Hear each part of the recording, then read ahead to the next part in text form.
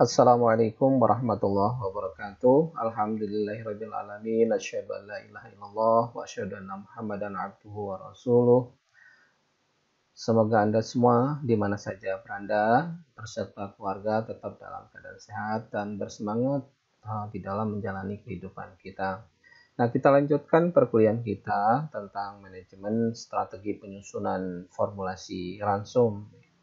Ini adalah bagian dari industri pakan ternak. Nah, terdapat berbagai faktor yang harus dipertimbangkan dalam menyusun formulasi ransum. Di antaranya ini Bapak gambarkan atau kita gambarkan beberapa bahan pakan yang biasa kita pakan. Biasa kita gunakan untuk menyusun ransum. Nah, apa pertimbangannya? Ada beberapa hal yang harus dipertimbangkan, di antaranya itu harga bahan pakan. Harga bahan pakan merupakan pertimbangan utama bagi peternak untuk menyusun pakan. Semakin murah harga suatu bahan pakan, semakin menarik bagi peternak. Karena nanti itu berimbas pada produk yang dihasilkan. Harga bahan pakan bervariasi tergantung pada beberapa hal. Antara lain misalnya kebijakan pemerintah dalam bidang pakan ternak, misalnya impor bahan pakan, tingkat ketersediaan bahan pakan tersebut pada suatu daerah. Ya, karena beberapa sumber pakan seperti tepung ikan, bungkil kedelai itu kita impor, ya, dan beberapa premix, ya, bahan kimia yang harus diimpor dari luar. Untuk mendapatkan alternatif bahan pakan yang murah, perusahaan perlu mengoptimalkan potensi bahan lokal serta limbah pertanian yang belum termanfaatkan dengan maksimal. Nah, masalah limbah, ya, limbah pertanian atau pakan lokal ini sebetulnya banyak. Yang ini menjadi suatu PR bagi kita semua yang bergerak di bidang peternakan, bagaimana mengoptimalkan ini dan mencari sesuatu yang baru. Kita sudah banyak seperti bungkil kelapa sawit, ya. Banyak sekali yang kita punya. Ada onggok juga, limbah dari pembuatan tepung singkong, ya. Nah, ini hal-hal yang seperti itu. Ada juga limbah tahu atau limbah-limbah yang lain, dan bahkan banyak potensi umbi-umbian lokal yang bisa kita kembangkan.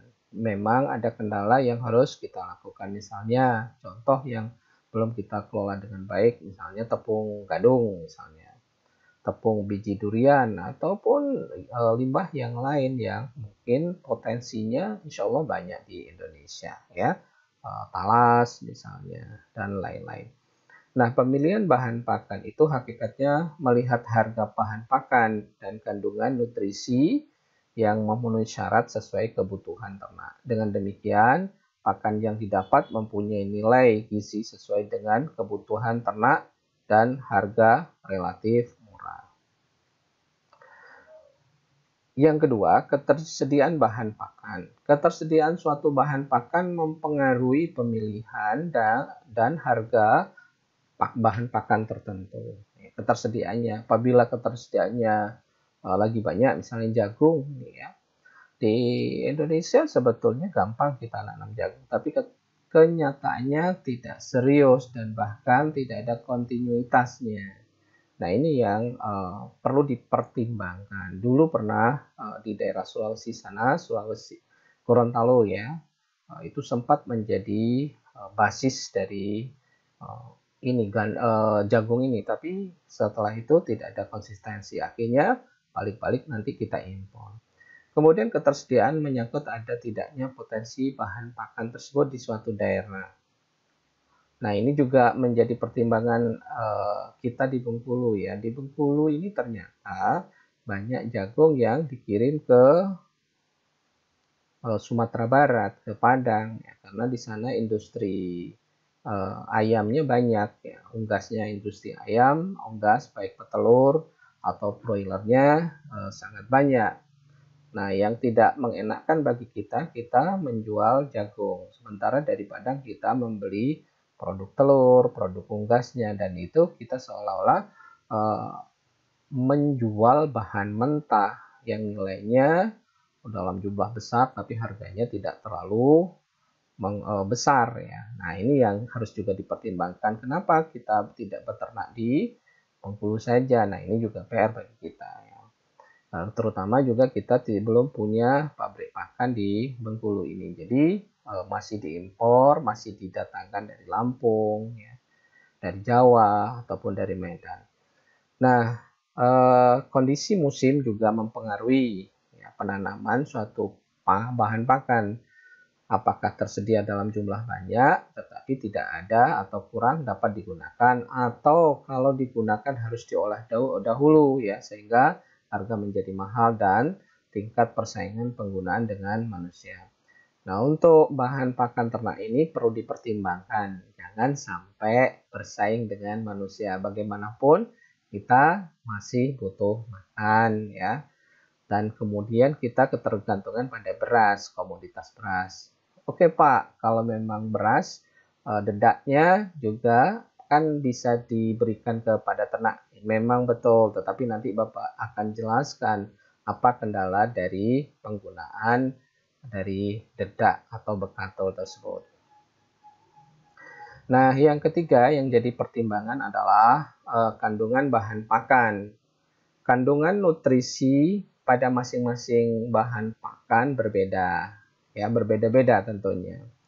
Setiap bahan pakan mempunyai kelebihan nutrisi tertentu, tetapi mempunyai kekurangan pada nutrisi yang lain. Jadi tidak ada yang kita katakan, wah ini makan hebat, wah ini sesuatu bahan pakan yang berisi semuanya, mengandung nutrien yang lengkap. Itu tidak ada, ya.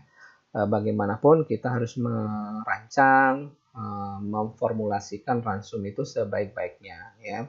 Nanti itulah tugasnya kita sebagai ahli nutrisi misalnya untuk memformulasi pakan tersebut. Hal tersebut menyebabkan adanya pengelompokan suatu bahan pakan berdasarkan kandungan nutrisinya ya. Bahan pakan sumber energi adalah suatu bahan pakan yang mempunyai kandungan karbohidrat, lemak, dan protein yang berenergi tinggi. Ini biasanya dikategorikan bahan pakan sumber energi. Kemudian contoh bahan pakan tersebut di antara lain adalah jagung. Jagung kita banyak, sorghum, ini juga tidak terlalu banyak, minyak, dan bekatul. Bekatul atau dedak ya, yang biasanya kita kalau di Bengkulu ngomongnya adalah dedak. Bekatul itu kalau di Jawa biasanya. Nah, bahan sumber protein adalah bahan pakan yang kaya akan kandungan protein.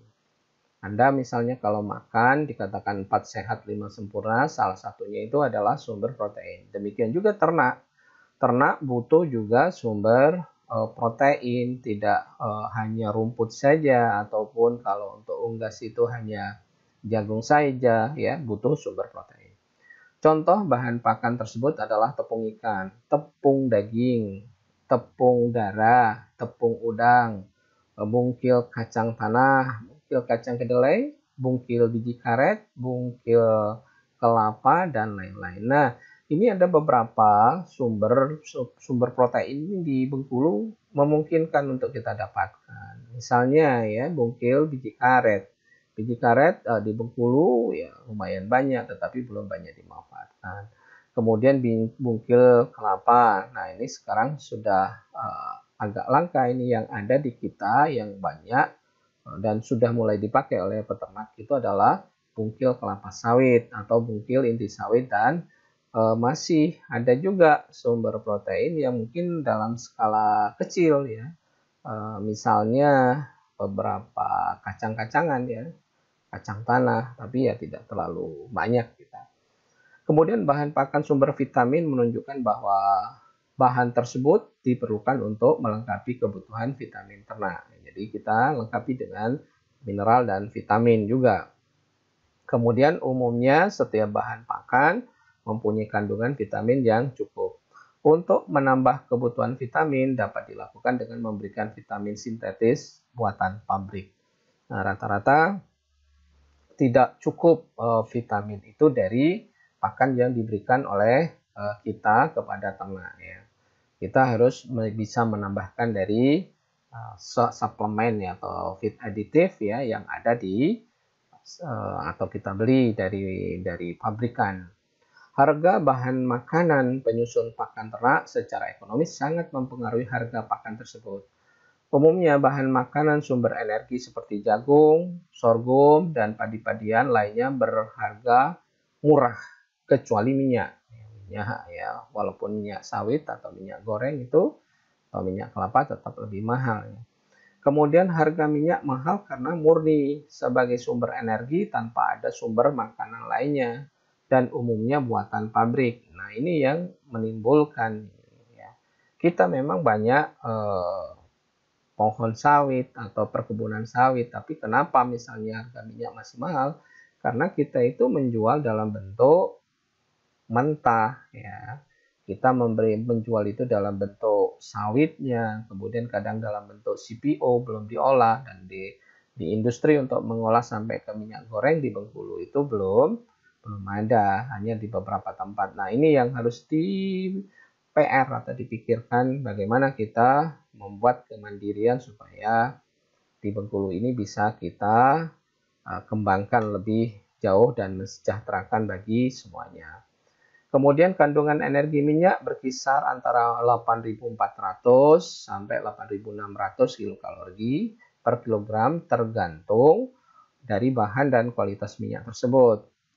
Minyak dianjurkan untuk diberikan pada unggas dalam jumlah yang relatif sedikit. Ya, jadi untuk memberikan atau kurang energinya baru ditambah minyak, jangan terlalu banyak. Campuran minyak pakan maksimal di bawah 5% ini ya yang jadi acuan atau patokan kalau Anda menyusun ransum minyak itu boleh diberikan tidak lebih dari 5%. Apabila minyak dalam pakan berlebihan akan menyebabkan pakan tersebut atau produk pakan tersebut akan mudah tengik atau ransit. Nah, ini tidak kita inginkan sehingga pakan itu tidak tahan lama.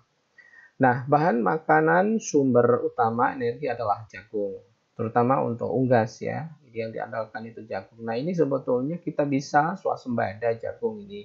Tapi kenyataannya sering menjadi kendala, bahkan kita sering impor. Nah, ini yang menghabiskan sehingga produk ataupun yang dijual produk pelletnya itu akan menjadi mahal juga.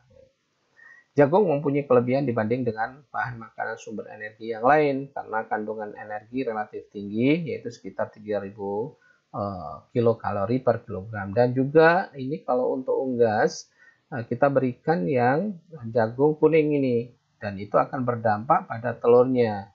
Telurnya itu nanti warnanya sangat menarik ya, ke kuning ke oren-orenan ya. Kenapa? Kan kita tahu ya, ataupun Anda tahu ada jagung yang warnanya keputih-putihan, itu kalau bisa jangan kita pakai karena nanti kurang beta karotinnya atau provitamin A yang menimbulkan kuning telurnya kurang bagus dan biasanya konsumen kurang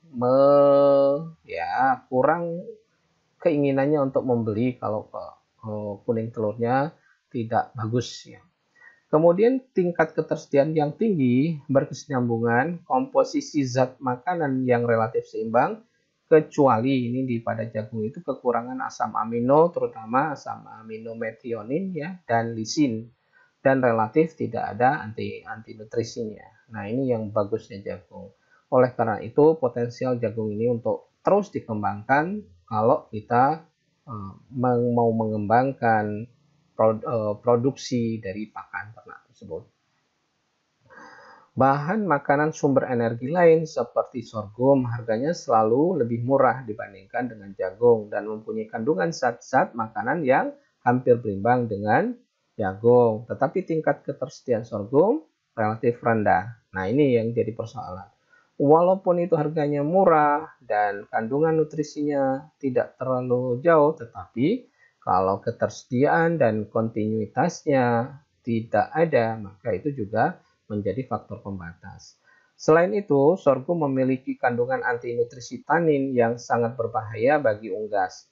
Tanin menyebabkan protein tidak terserap karena diikat oleh tanin dalam saluran pencernaan. Nah, ini ada kendala anti-nutrisi di dalam sorghum ini, yaitu tanin. Nah, itu akan mengganggu saluran pencernaan.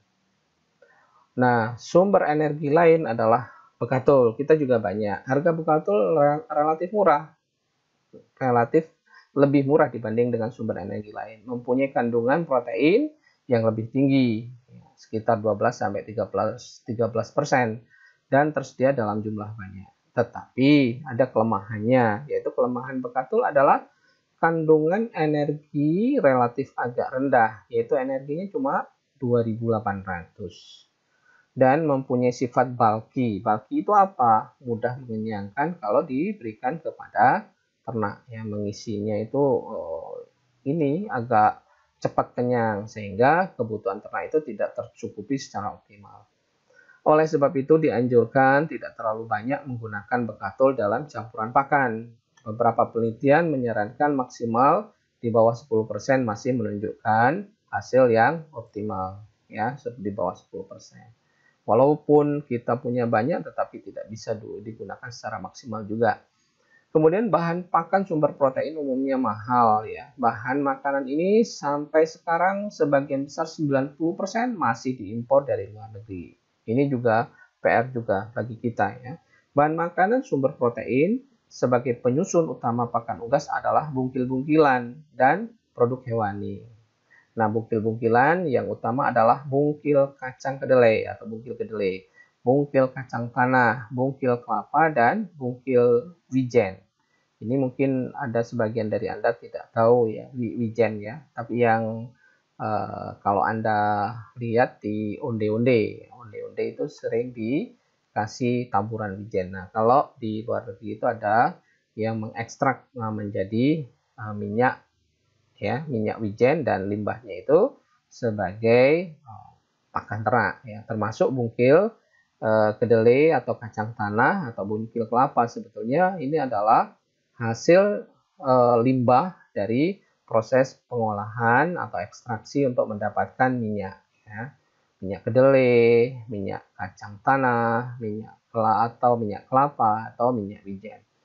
Nah, bungkil kacang kedelai merupakan sumber utama bahan makanan unggas dari keluarga bungkil-bungkilan. Nah, kenapa kedelai tidak banyak di Indonesia? Memang ini beberapa penelitian kita itu atau kedelai ini membutuhkan panjang penyinaran, atau kalau di luar negeri itu kan mereka tidak 4 musim ya, template dengan lama penyinaran dan bisa panjang siangnya itu lebih lama daripada kita.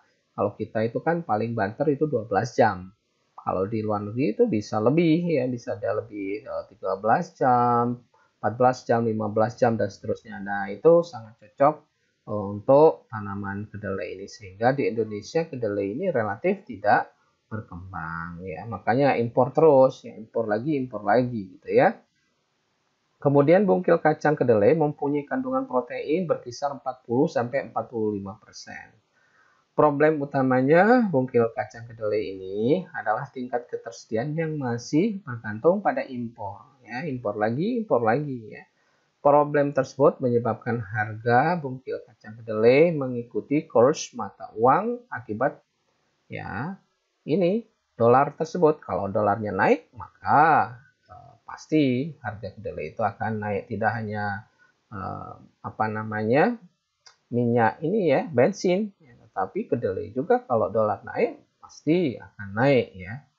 Pada masa krisis ekonomi di Indonesia, ketersediaan bungkil kedelai menjadi sangat langka, sehingga menyebabkan banyak industri pakan ternak ya gulung tikar. Nah, ini sekarang ini kondisi pandemi ini juga harus cari alternatif bagi kita, apa sumber protein yang potensial yang kira-kira ada di Indonesia, jangan punya ketergantungan pada impor. Problem bungkil kacang kedelai yang lain adalah adanya antinutrisi, antitripsin yang mengganggu kerja tripsin ya. Kemudian pemberian maksimal yang dianjurkan adalah 30%. 30% dari formulasi ransum yang kita akan berikan pada ternak.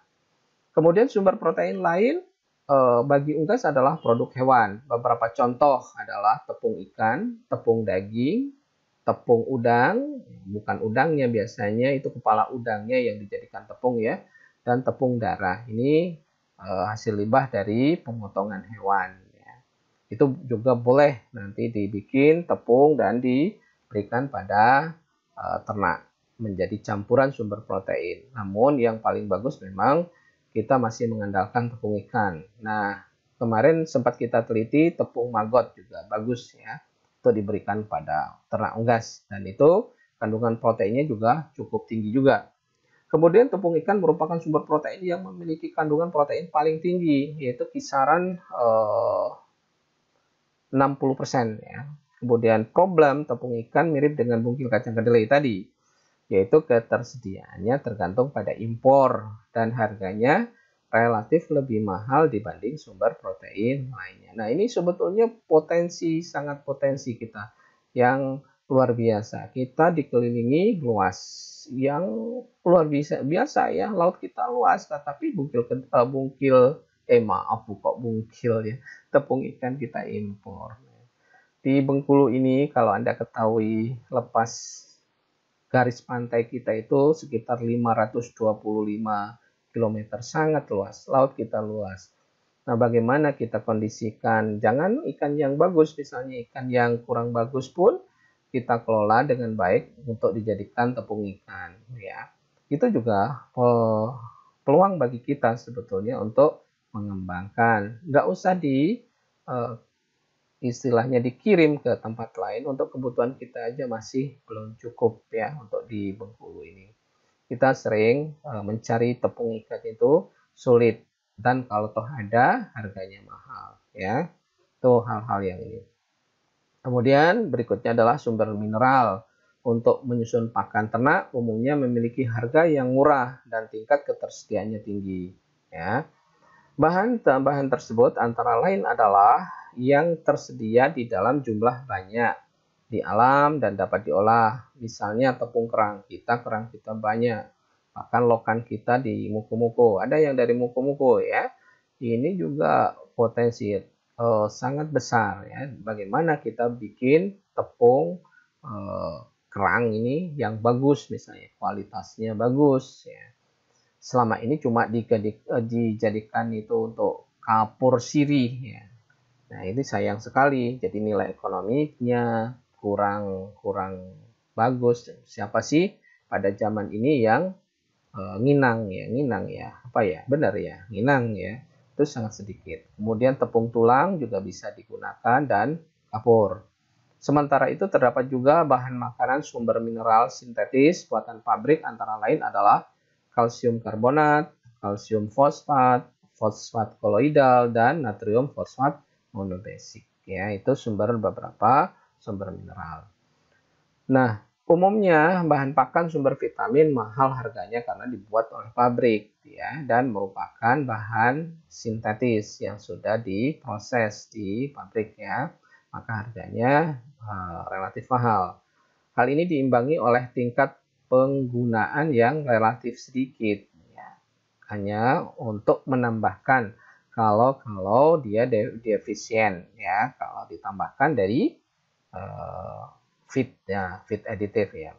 Kemudian vitamin sintesis yang digunakan antara lain vitamin A misalnya ya, sterol hewan-hewan yang disinari, riboflavin dan lain-lain. Ini atau vitamin B ya, riboflavin, cyanocobalamin dan lain-lain. Kemudian produk yang dikenal umumnya disebut dengan premix ya. Jadi campuran ini kalau Anda ke poultry shop atau ke toko bahan pakan ternak nanyanya premix ya, yang di situ biasanya merupakan gabungan dari vitamin, mineral, dan bahkan ada yang ditambahkan dengan asam amino ya, premix tersebut. Nah, agar kualitas bahan pakan meningkat, maka perlu adanya feed additive. Beberapa feed additive ya, yang umum digunakan adalah asam amino. Misalnya sudah dijelaskan di depan bahwa jagung itu kekurangan metionin dan lisin. Sementara jagung itu adalah pakan utama. Nah, oleh karena itu pantaslah kalau kita menambahkan asam amino, metionin atau lisin. Bukan atau ya, dan lisin. Karena metionin dan lisin ini berbeda. Metionin dan lisin ditambahkan untuk menutupi kekurangan, ya. Kalau misalnya kita katakan defisien atau kurang seimbang antara asam amino tersebut di dalam pakan, oleh sebab jagung sebagai bahan pakan dominan umumnya kekurangan asam amino, lisin, dan metionin. Sekian dulu, terima kasih untuk Anda semua ya. Tetap kami berharap Anda tetap bersemangat, tetap komit melaksanakan tugas kehidupan kita untuk menjadi seseorang atau semuanya insya Allah berhasil nanti. Nasrun minallah fatun qarib. Wassalamualaikum warahmatullahi wabarakatuh.